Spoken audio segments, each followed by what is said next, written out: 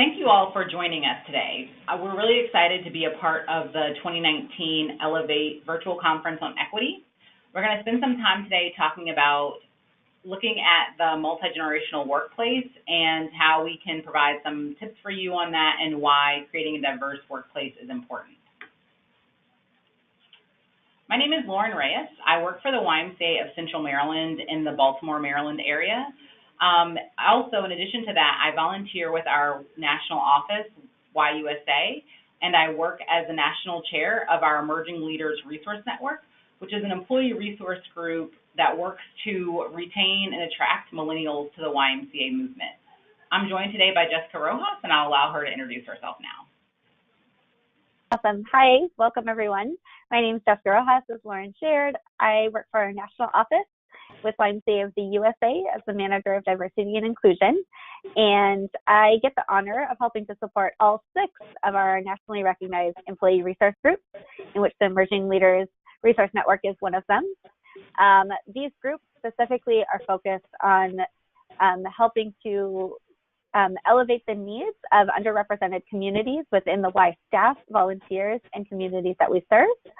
Each of these groups is led by volunteers of Y staff from across our Y movement and across the nation, specifically focused on creating a more equitable opportunities for those communities that they represent. In addition to that, I support YMCAs in creating a more equitable environment for all communities. Thank you, Jess. So first, we're going to review the agenda for today's session. We're going to talk by establishing just some baseline understanding in the importance of creating an inclusive workplace culture. Then we're going to spend a little bit of time really talking about some of the myths that lie in some of the generational differences, some of the things you may have been told or led to believe that might not always be true.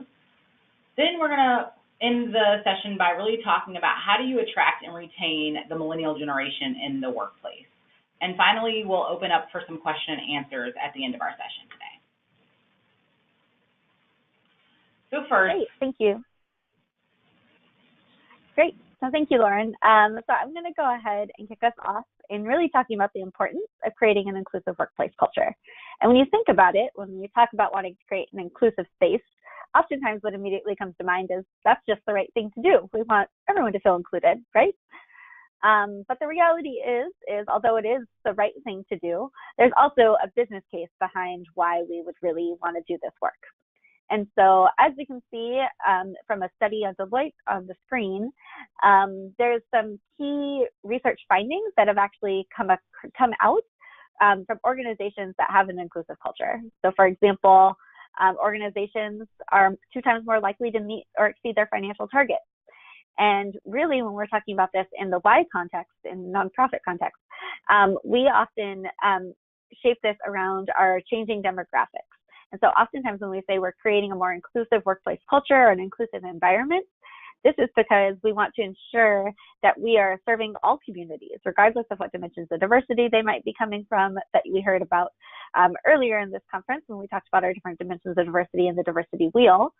And we want to ensure that everyone feels welcome, and that includes in our staff team as well. And that helps to create more inclusive environments within our staff teams. But then we're able to create an environment where staff want to stay, we're more likely to retain them, and where they feel like they are really contributing to a larger team as a whole. You can also see some of the other research findings that came out of Deloitte. Staff are 3 times more likely to be high performing in inclusive cultures. They're 6 times more likely to be innovative and agile. And we know within the nonprofit world that it's highly important that we have staff that are really able to be innovative and think through, maybe with lack of resources or the ability to just be agile and adjust to what the community needs are, is a highly important skill. So by creating an inclusive culture for all dimensions of diversity, we're actually creating a more an environment that will help us overall in the long term. And then lastly, we're 8 times more likely to achieve better business outcomes. And so just in looking through this, these studies that Deloitte has found, creating an inclusive workplace culture is highly important to the success of our organization as a whole.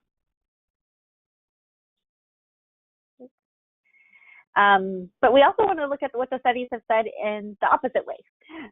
So when we don't create an inclusive culture, when staff feel excluded or potentially devalued, this study really showed how staff feel within that. So we see poor job quality. People are not invested in specifically giving to the organization or doing their best, putting their best foot forward. There's a lack of trust in other staff and the organization as a whole. I think we can all, or at least I know from my experience and from having many conversations both inside the Y and outside of the Y, when somebody isn't enjoying their job or they feel like they can't trust their management or other staff, they're really kind of checked out. And so that oftentimes contributes to that poor job quality and continues to not support the organization's commitment overall. We also see increased absenteeism with people calling out sick. There's increased staff turnover, in which we know specifically that it's really difficult when we don't retain our greatest staff. And we know that there's a large expense that comes with losing staff over and over again, especially for a nonprofit organization. There's a lack of commitment to the organization, which is something we really don't want from the nonprofit sector. We want people to be committed to our cause and really supporting our organization overall as a whole. And lastly, it's shown poor health, both mental and physical. When staff feel excluded and devalued, this comes across even in physical ways as well. Great. And so now I'm going to share a little bit about a specific study called Women in the Workplace, which is the largest comprehensive study of the state of women in corporate America. And since 2015, leanin.org and McKinsey & Company have published this report annually to give companies and employees the information of how to create a more inclusive environment for women. But they actually look at this at the intersection of race, of sexual orientation, ethnicity, and age as well. And so really this report is really talking about what happens when we create a more inclusive environment within our workforce to ensure equity for people from all dimensions of diversity. So if you go ahead and go forward, I wanted to share just some quick strategies that this report has come out with since 2015. And these are strategies to help create equity in your organization that we believe are right in line with creating a more equitable environment for people of all ages within the workforce. So some of those strategies are, one, to get the absolute basics right. So our targets, our reporting, and our accountability, being able to have an organization that's well organized and getting those basic needs of what an employee is looking for right. So they know what they are aiming for, they know how they'll be held accountable, they know how to report, they know how to succeed in their workplace as a whole. Number two is ensuring that hiring and promotions are fair. So understanding that if people don't feel like they can specifically trust what's going on in the work environment, but they're unsure how people are hired or how promotions are, that leads to feeling like an exclusive environment. Making sure that number three is making sure that our senior leaders and our managers are champions of diversity. The fact that this came out in the report, I think is really important and shows the importance of the conversation that we're having here today.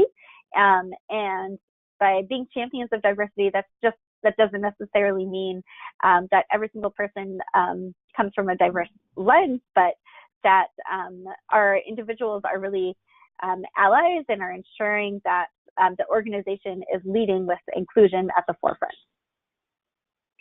Number four, and this is the one that we're really talking about here today, is fostering an inclusive and respectful culture.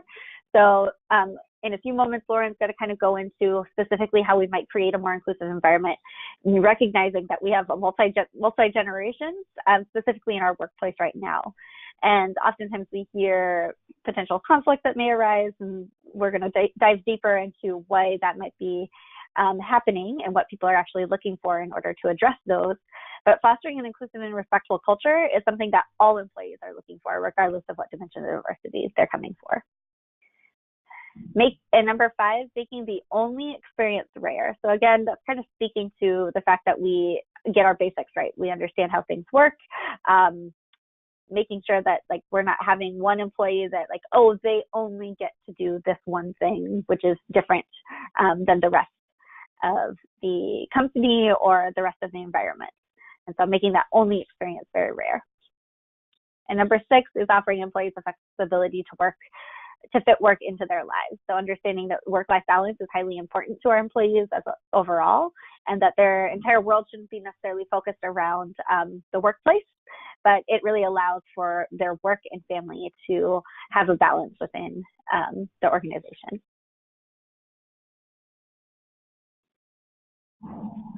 So now we're going to talk a little bit about some of the myths that you might have heard about when it comes to generational differences within the workplace.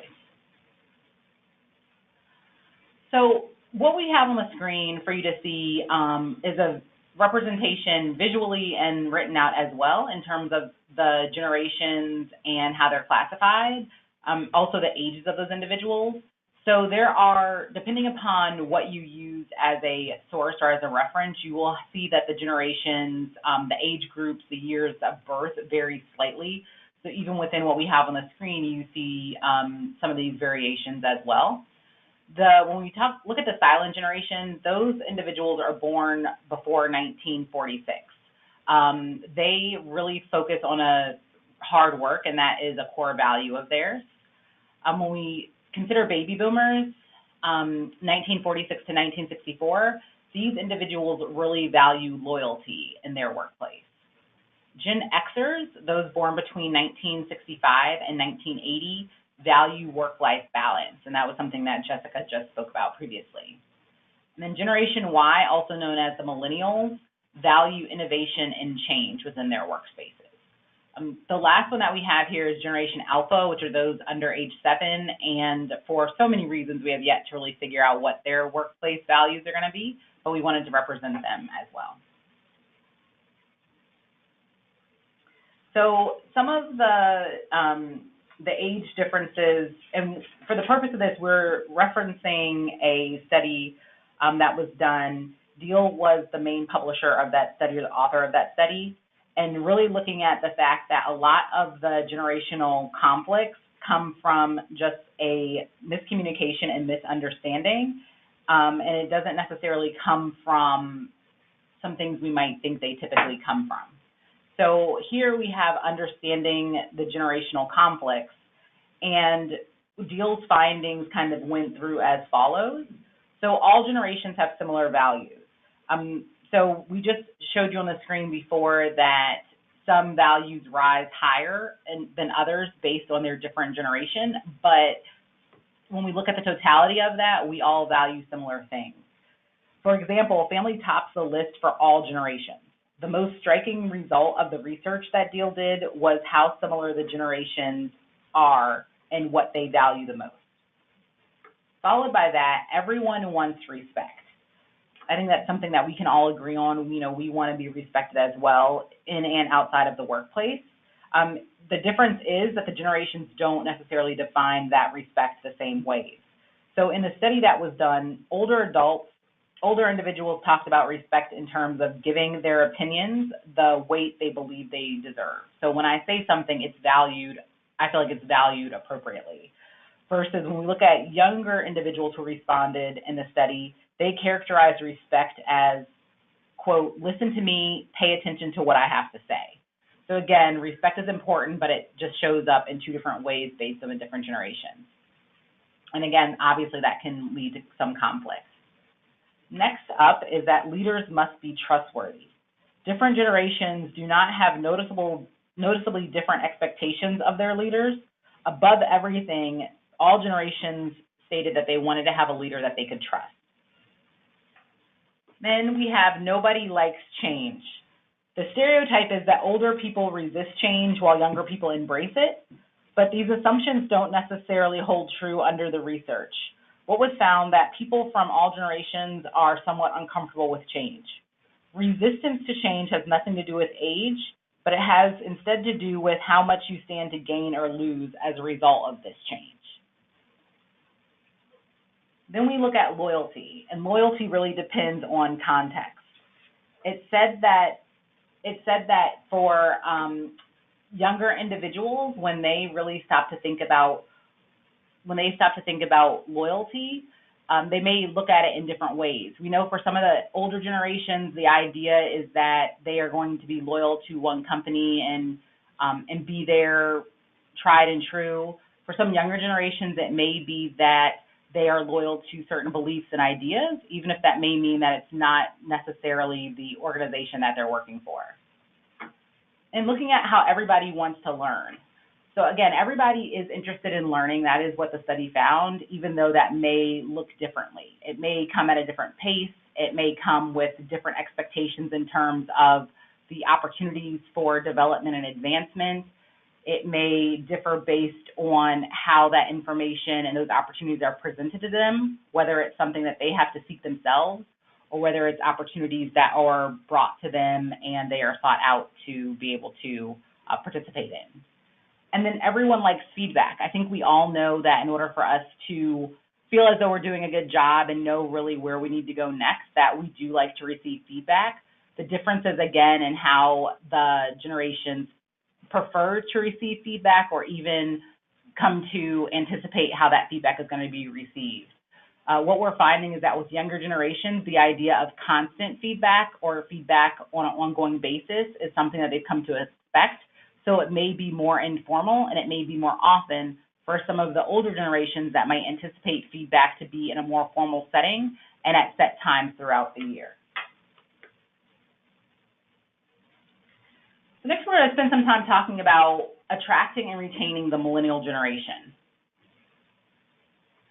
So I mentioned earlier that I do a lot of volunteer work with our National Emerging Leaders Resource Network with YUSA.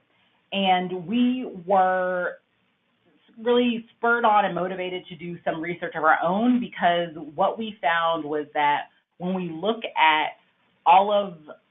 across sectors, so nonprofit and for-profit, what we determined was that particularly at the Y, our workforce was aging while other workforces were actually getting younger.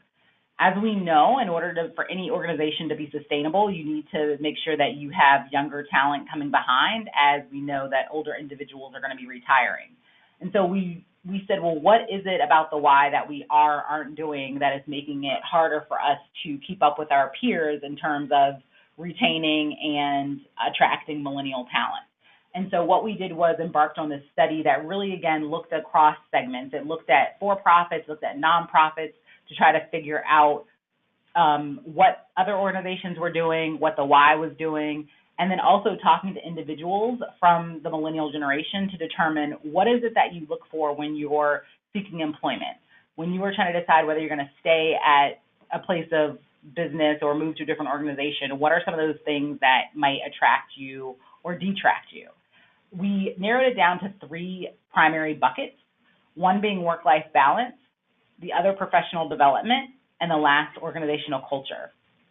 When we looked at work-life balance, what we found was that millennials love to have the ability to work from home. Again, this may look different at different organizations, and based on the work that you're doing, it may not be as feasible all the time, depending upon what your position is. But having the opportunity to do work from home was something that was important for millennials in terms of when they sought out employment. Working from home doesn't necessarily mean that you work from home all the time 100%. It may just connect to the second bullet of flexible scheduling and the fact that there may be a day that you might need to work from home.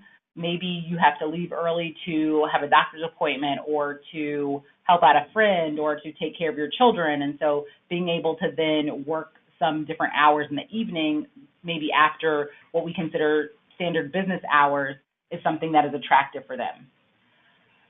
Oftentimes, too, we find out one of the misconceptions about millennials that you might hear is that they don't work as much as other generations. They don't put in the time. Actually, research has shown that it's quite the opposite. So typically, millennials actually put in more work hours than their older counterparts. However, that looks very different. So they're more likely to go home at night and maybe do emails from 9 to 10 o'clock at night, Perhaps they have a project they're working on or a report they're working on, and they may want to do that on a Sunday evening when they're not necessarily in the office.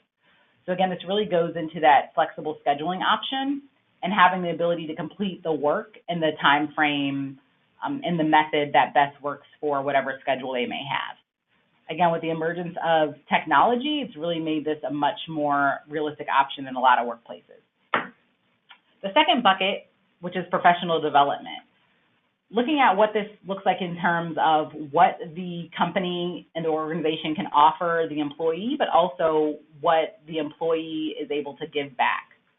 So feedback was important. We talked about this in understanding the generational conflicts. Millennials really appreciate, again, having that feedback that happens often, whether it be formal or informal. So just knowing that they may hear from their supervisor, hey, this was great, or hey, maybe we need to work on this, but being able to get that more often as opposed to waiting for once or twice a year to receive that feedback. Also, mentoring opportunities. Millennials were very interested in being able to learn from other individuals and know that there was somebody that they could go to who might be able to help them navigate certain situations that might relate directly to their field of expertise or also just be related to professional development in general and career feedback. And having the ability to participate in a mentoring program was something that was very appealing to millennials. Then the last bullet we have is the ability to participate in continuous learning opportunities.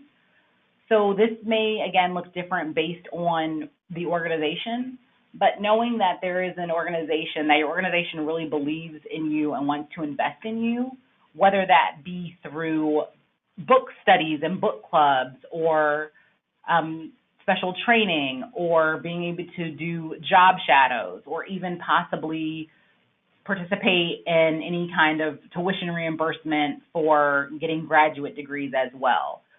This was less about the specific learning opportunity and more about feeling as though the employer cared enough in that individual to invest in their growth, therefore making the millennials want to continue to give back and invest in that organization. The last bucket that we have is organizational culture. And what this really says is when I come to work, this is how I feel. This is how I feel about the place that I work for and the people that I work with. Millennials were really interested in being part of collaborative environments. And this is something that may not be seen as attractive to some of the older generations, but for millennials, being able to be in a space where you can share ideas with one another, where you feel like you have more opportunities to work in groups as opposed to just working on individual projects, was something that was generally appealing. Also, being part of an organization that is cause-driven, meaning that they want to be a part of something that is bigger than them. This is something that we've heard before. Millennials are one of the generations that actually volunteers and gives back the most compared to some of their peers. And this is, again, not necessarily looking at a dollar for dollar amount, but hours invested in giving back. And for millennials, they want to know, well, what is the reason that we're here? At the why, we always say, like, what's your why? And sometimes we mean that with a big why, but in this conversation, it's really looking at the WHY. So what is the reason that this company exists? And how is my work for this organization and this company leading to something that is better for the world and something that goes beyond just making profits for this organization? You have seen that some companies now have a social responsibility segment. So even for-profits, they have a segment of their company that is really focused on charitable donations and volunteerism. You'll find that some organizations, provide for and encourage and require volunteer opportunities as part of the workday as well. And this is something that is definitely attractive to millennial generations. The final bullet is a flat management and decision-making. Millennials want to be able to be a part of the process. They want to be able to contribute their opinions and their ideas when decisions are being made. They appreciate having things be a little bit more flat, meaning this is not a decision that's made at the top and then drilled down, but that there are people engaged in the decision-making process from all levels of the organization without really giving deference to someone's position or title. Again, really being able to understand the reason why the decisions are being made and feel as though they were able to contribute to those. So Great. Thank you so much, Lauren, for taking us through that. We want to thank you all so much for joining us for this short webinar, specifically on the multi-generational workforce, and want to offer ourselves as continued resources for your work that you are doing within your different organizations. So our emails are on the screen, and we just want to really thank you for your time and for joining us here in this conversation. Thank you, Jessica and Lauren, for that great presentation. Please join us for a chat room discussion. It will be hosted by Jessica and Lauren today, Wednesday, May 1st, from 2 to 2:30 p.m. Central Time in the chat room area in the conference platform.